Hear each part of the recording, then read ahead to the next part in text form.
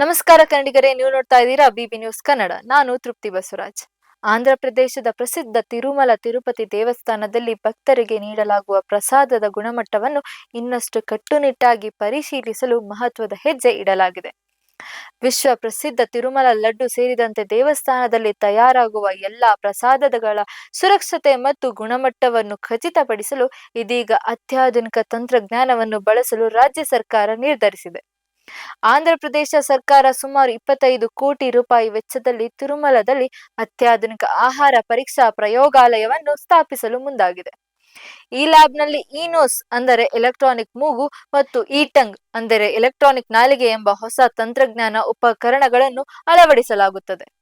ಈ ಯಂತ್ರಗಳು ಆಹಾರದ ವಾಸನೆ, ರುಚಿ ಹಾಗೂ ಗುಣಮಟ್ಟವನ್ನು ವೈಜ್ಞಾನಿಕವಾಗಿ ವಿಶ್ಲೇಷಿಸಲು ಸಾಮರ್ಥ್ಯ ಹೊಂದಿವೆ. ರಾಜ್ಯದ ಆರೋಗ್ಯ ಸಚಿವ ವೈ ಸತ್ಯಕುಮಾರ್ ಯಾದವ್ ಮಾಹಿತಿ ನೀಡಿರುವಂತೆ, ಭಕ್ತರಿಗೆ ನೀಡುವ ಪ್ರಸಾದ ಸಂಪೂರ್ಣ ಸುರಕ್ಷಿತವಾಗಿರಬೇಕು ಎಂಬ ಉದ್ದೇಶದಿಂದ ಈ ಯೋಜನೆಯನ್ನು ಜಾರಿಗೆ ತರಲಾಗುತ್ತದೆ.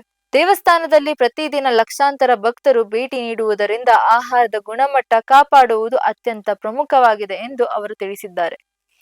ಈ ಯೋಜನೆಗೆ ಸಂಬಂಧಿಸಿದಂತೆ ಆಂಧ್ರ ಪ್ರದೇಶ ಸರ್ಕಾರ ಮತ್ತು ಭಾರತೀಯ ಆಹಾರ ಸುರಕ್ಷತೆ ಮತ್ತು ಮಾನದಂಡ ಪ್ರಾಧಿಕಾರ ನಡುವಿನ ಒಪ್ಪಂದವು 2024ರಲ್ಲಿ ಅಕ್ಟೋಬರ್ ತಿಂಗಳಲ್ಲಿ ಸಹಿಯಾಗಿತ್ತು. ಅದರ ಮುಂದುವರಿ ಭಾಗವಾಗಿ ಈಗ ತಿರುಮಲದಲ್ಲಿ ಹೈಟೆಕ್ ಲ್ಯಾಬ್ ನಿರ್ಮಾಣ ಕಾರ್ಯ ಆರಂಭವಾಗುತ್ತಿದೆ. ಇನೋಸ್ ತಂತ್ರಜ್ಞವು ಆಹಾರದಲ್ಲಿ ಉಂಟಾಗುವ ಯಾವುದೇ ದುರ್ವಾಸನೆ ಅಥವಾ ಹಾಳಾಗುವ ಲಕ್ಷಣಗಳನ್ನು ಕ್ಷಣಾರ್ಧದಲ್ಲಿ ಪತ್ತೆ ಹಚ್ಚುವ ಸಹಾಯ ಮಾಡುತ್ತದೆ. ಅದೇ ರೀತಿ ಇಟಂಗ್ ಯಂತ್ರವು ಆಹಾರದ ರುಚಿ ಹಾಗೂ ರಾಸಾಯನಿಕ ಸಂಯೋಜನೆಯನ್ನು ಪರೀಕ್ಷಿಸಿ ಗುಣಮಟ್ಟದ ಬಗ್ಗೆ ನಿಖರ ಮಾಹಿತಿ ನೀಡಲಿದೆ. ಇದರಿಂದ ಪ್ರಸಾದ ತಯಾರಿಕೆಯಲ್ಲಿ ಬಳಸುವ ತುಪ್ಪ, ಸಕ್ಕರೆ, ಹಿಟ್ಟು ಸೇರಿದಂತೆ ಎಲ್ಲಾ ಪದಾರ್ಥಗಳು ವೈಜ್ಞಾನಿಕವಾಗಿ ಪರೀಕ್ಷಿಸಲು ಸಾಧ್ಯವಾಗುತ್ತದೆ. ಹೊಸ ಪ್ರಯೋಗಾಲಯದಲ್ಲಿ ಸುಮಾರು 40 ಮಂದಿ ತಜ್ಞರು ಮತ್ತು ಸಿಬ್ಬಂದಿ ಕಾರ್ಯನಿರ್ವಹಿಸಲಿದ್ದಾರೆ.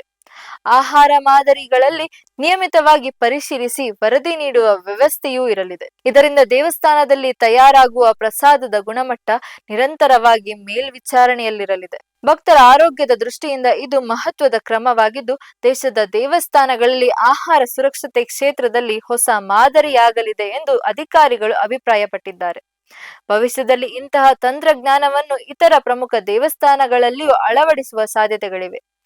ಒಟ್ಟಾರೆ ಭಕ್ತಿ ಮತ್ತು ತಂತ್ರಜ್ಞಾನವನ್ನು ಒಂದೇ ವೇದಿಕೆಯಲ್ಲಿ ಸೇರಿಸುವ ಈ ಯೋಜನೆ ತಿರುಮಲ ದೇವಸ್ಥಾನದ ವ್ಯವಸ್ಥೆಯಲ್ಲಿ ಹೊಸ ಅಧ್ಯಾಯ ಆರಂಭಿಸುತ್ತದೆ. ಭಕ್ತರಿಗೆ ನೀಡುವ ಪ್ರಸಾದ ಇನ್ನಷ್ಟು ಸುರಕ್ಷಿತ ಮತ್ತು ಗುಣಮಟ್ಟದ್ದಾಗಲು ಈ ಹೈಟೆಕ್ ವ್ಯವಸ್ಥೆ ಮಹತ್ವದ ಪಾತ್ರ ವಹಿಸಲಿದೆ.